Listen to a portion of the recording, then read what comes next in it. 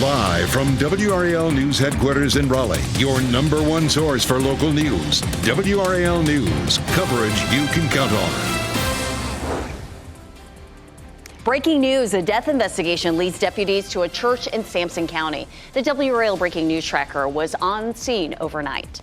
And overnight showers cleared out, and now we're going to see sunshine move in behind this cold front coming up. I'll show you why our temperatures will be near normal for this time of the year.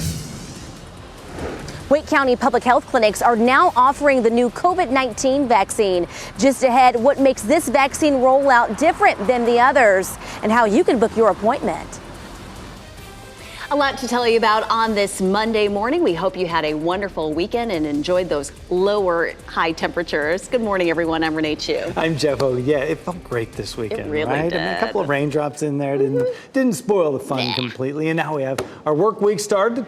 Sunshine on the way. Peter Shearwood is in the WRAL Severe Weather Center right now. Yeah, 77 yesterday for the high temperature. We got some of those showers to move in with this area of low pressure and cold front, and now that is pushing over the Atlantic. We are going to continue to get our winds out of the northwest today. We're seeing drier conditions in the shower that was out there in Roxborough now clearing out. We are seeing quiet conditions all across the viewing area. Just some clouds to get the morning started. As we take a live look at Clinton, it is a beautiful start to the day, 65 degrees there, 64 degrees in Raleigh and Durham, and 59 out there in Roxborough. As we head into the afternoon, we're going to see a decent amount of sunshine with a high temperature of 82 degrees. Now, I am tracking this. So one area that could see development over the next 7 days, a 30% chance off the coast of Florida, South Carolina, and North Carolina.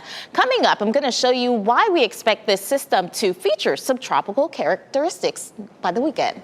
Thanks, Peter. Let's take a look at traffic. I'm Brett Neeson for Brian Trader this morning. It is 6:01 right now, and we're taking a look at our map, and we have pretty much green across all of our sensors around 440, 540, and coming in from the Wendell area on 87 and 40 all the way up through the Durham Chapel Hill area. We are looking good so far this morning. We're going to continue to check in on that every morning or every 10 minutes or so and let you know whether or not any incidents pop up. But this is I-440 at Capitol Boulevard, the Beltline. A few cars out on the roadways as people start to head to work this morning. We'll check back in with you in 10 minutes. Jeff and Renee.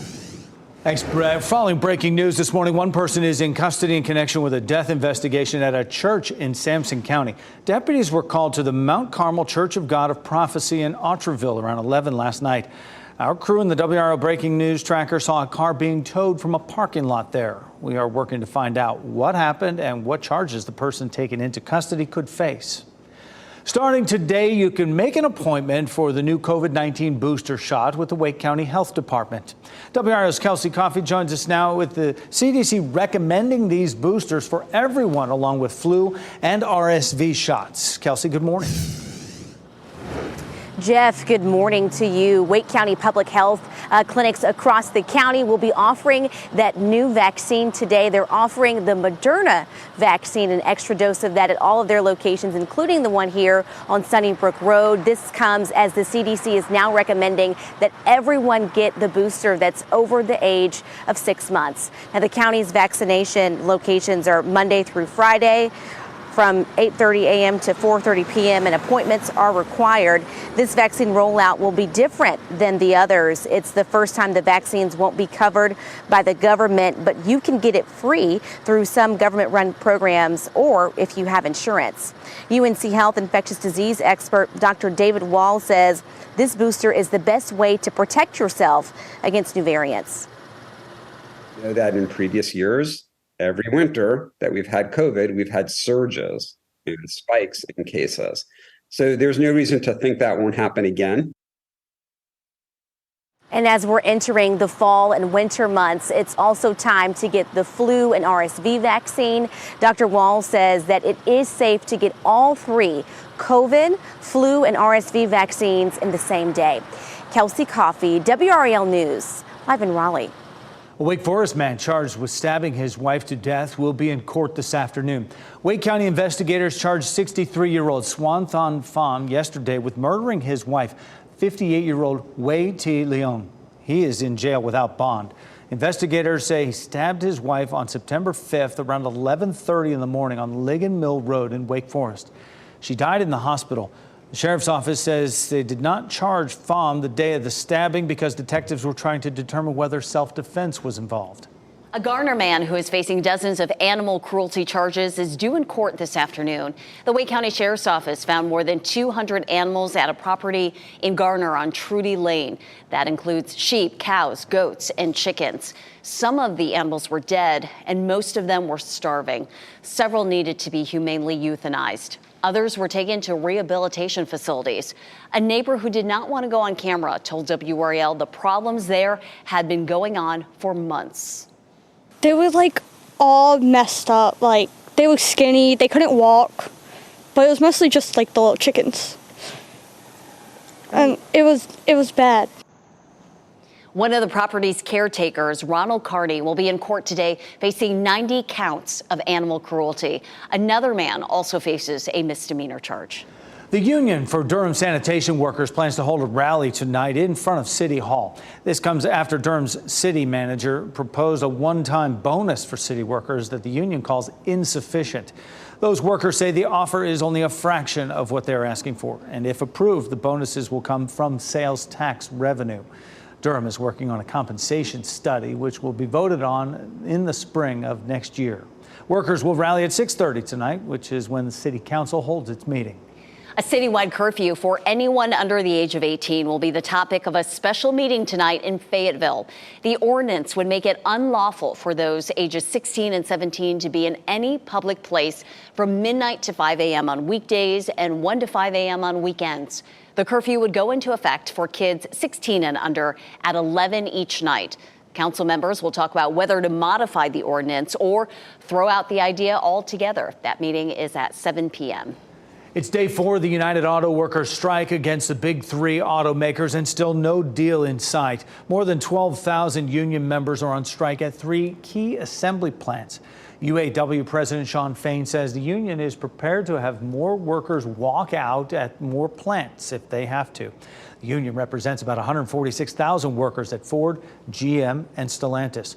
Workers are asking for a 40% hourly wage hike through 2027, including an immediate 20% boost and a reduced 32-hour work week. Ford says it is indefinitely laying off 600 workers at a Michigan plant. General Motors told workers in Kansas their factory would probably be shut down later this week. The tough start to the season for the New England Patriots continues. They dropped another tough one last night on Sunday Night Football to the Miami Dolphins.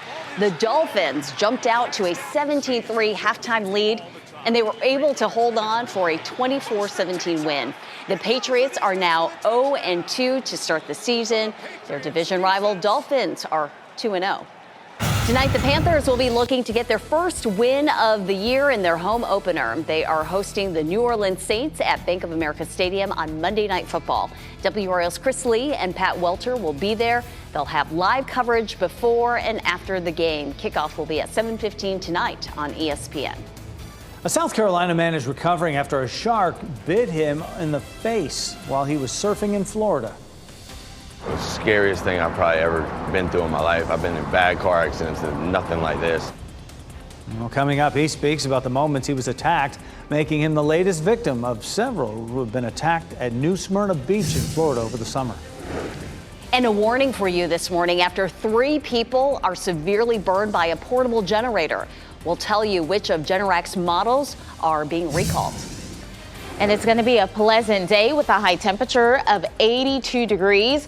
Our rain chances will remain low for this week, but they will return for the weekend. Coming up, I'm going to show you the non-tropical low that could potentially develop off the coast of the Carolinas and Florida. As you get into your car, tune to WRAL News Plus on your radio. In Raleigh on 99.3 FM. In Durham, 96.5 FM. And everywhere on 101.5 HD3.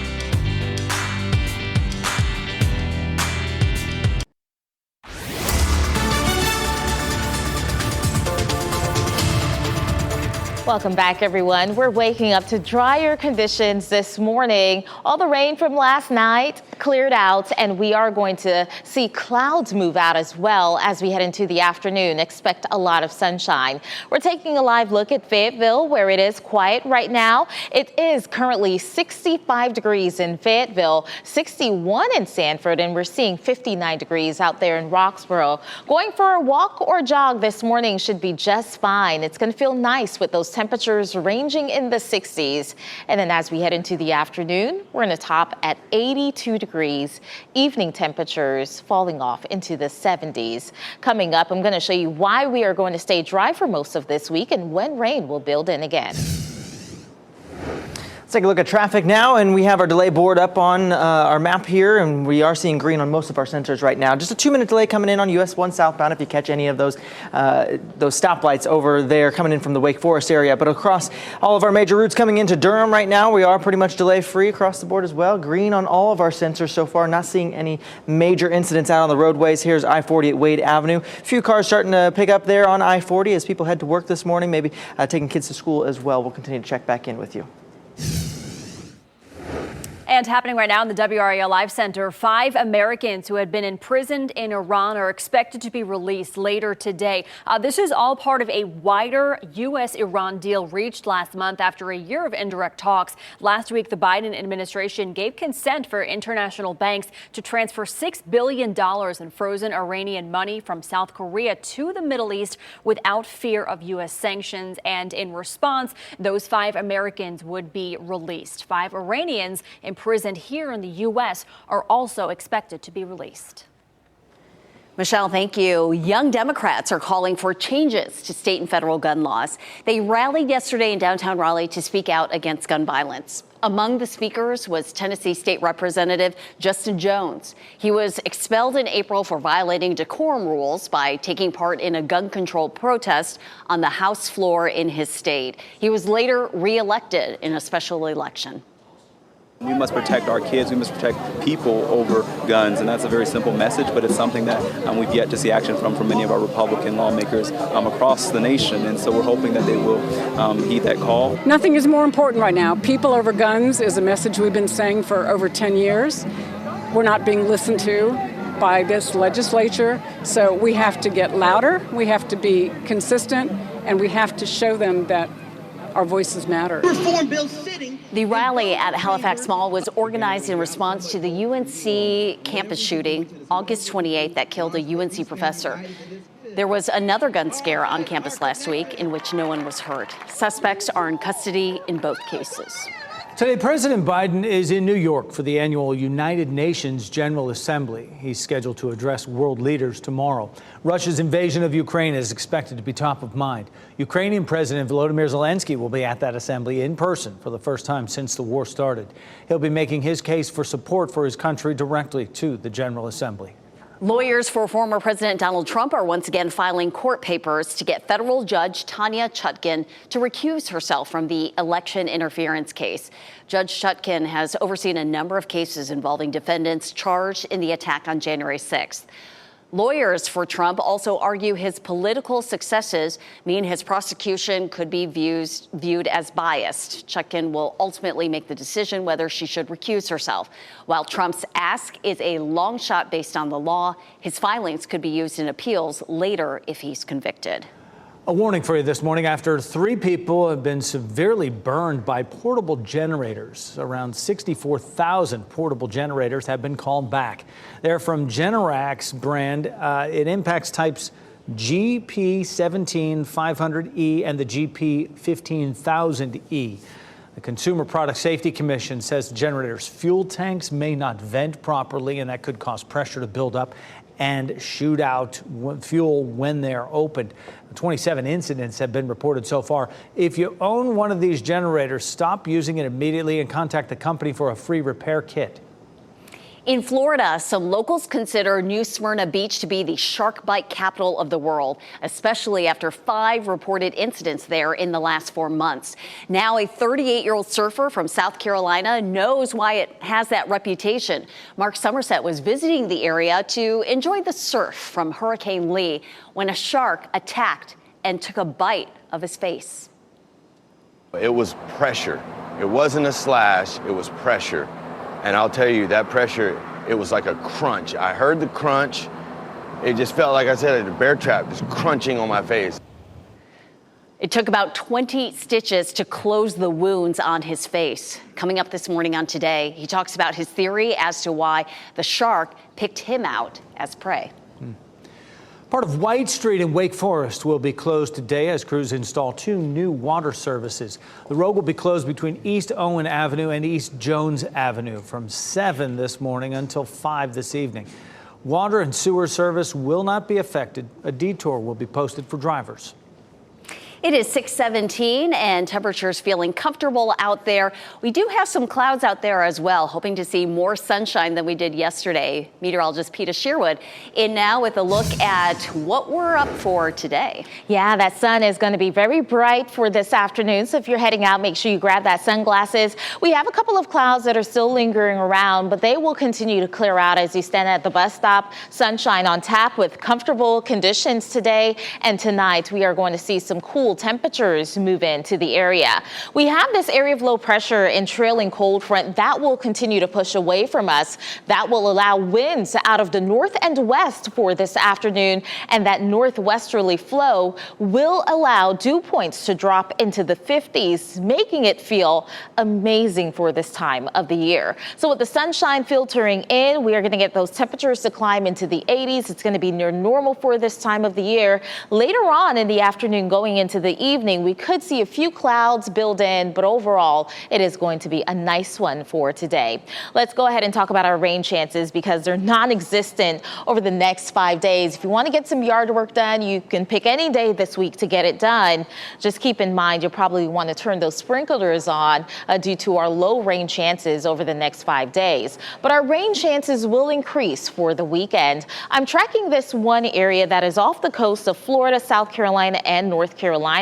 We could potentially see a non-tropical low form in this area. There's a 30% chance of development within the next 7 days. Let me go ahead and show you here this one version of Futurecast. This will increase our rain chances heading into the weekend. Notice the area of low pressure developing near Florida and bringing the rain up into North Carolina starting off on Friday. There's still a lot in question with this system, and what we know is that the confidence is increasing for our rain chances to pick up Friday night into Sunday. There's some model differences with this, and it's going to be dependent on where that storm track. If it moves onshore, we could potentially see higher rainfall totals for our area. We have Hurricane Nigel that formed in the central Atlantic as well this morning. We expect this storm system to rapidly intensify into a Category 3 hurricane as we head into Wednesday, and it is going to move just to the east of Bermuda, staying away from the island there. Beach erosion and rip currents could increase across the area. So we're going to be in the 80s for the rest of the week with low humidity. It's going to feel amazing. Drier conditions will continue to build in, and that's certainly good news, Brett, for all those folks wanting to get outside. Yeah, I love playing golf with this type of weather. This is the best time of year, Peter. Yeah. Thank you. Let's take a look at traffic, and here's our map right now. Green across the board, 540, 440, the Beltline looking good right now. Along with I-40 in the Chapel Hill, Durham area, if you're coming in towards the RTP and the airport, you're looking good too. Let's actually take a look at our I-40 delay board right now. This is what we got going on. 0-minute delays across the board so far. That's the good news this morning. Off to a pretty good start here on this Monday. US 1 at Tryon Road coming in from the Apex area. You're also looking in the clear. Jeff and Renee. Thanks, Brett. Olivia Rodrigo is topping the charts with her new album. Coming up, we'll tell you about the musical milestone she just achieved. And you have the chance to check out exotic plants from all over the world right here in Raleigh. When you can go visit the Juniper Level Botanic Garden next. And here's a look at your winning NC Education lottery numbers on your screen right now.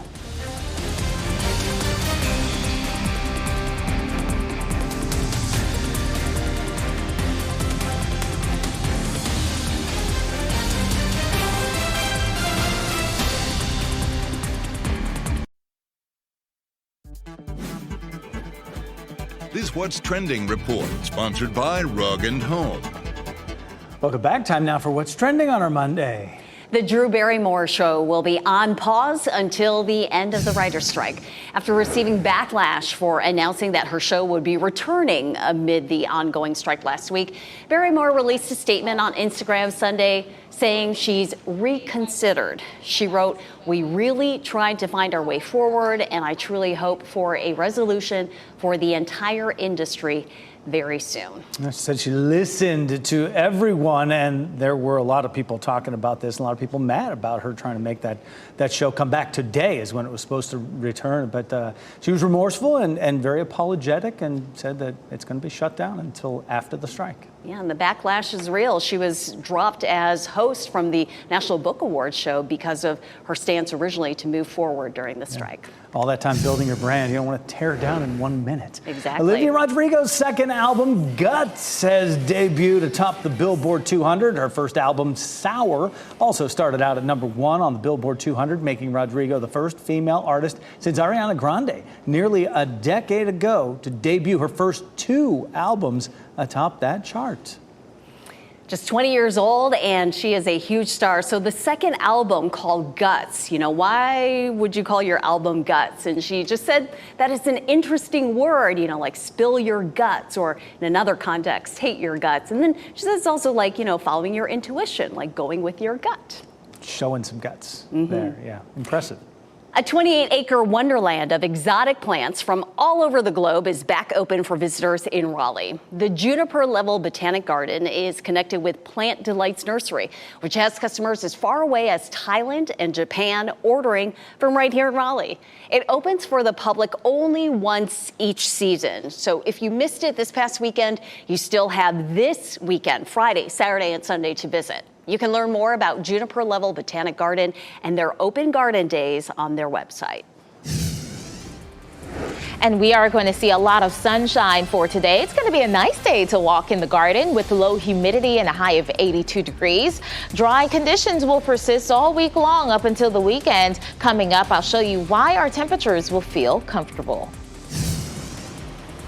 Wake County Public Health Clinics are now offering the new COVID-19 vaccine. Just ahead, what makes this vaccine rollout different than the others and how you can book an appointment.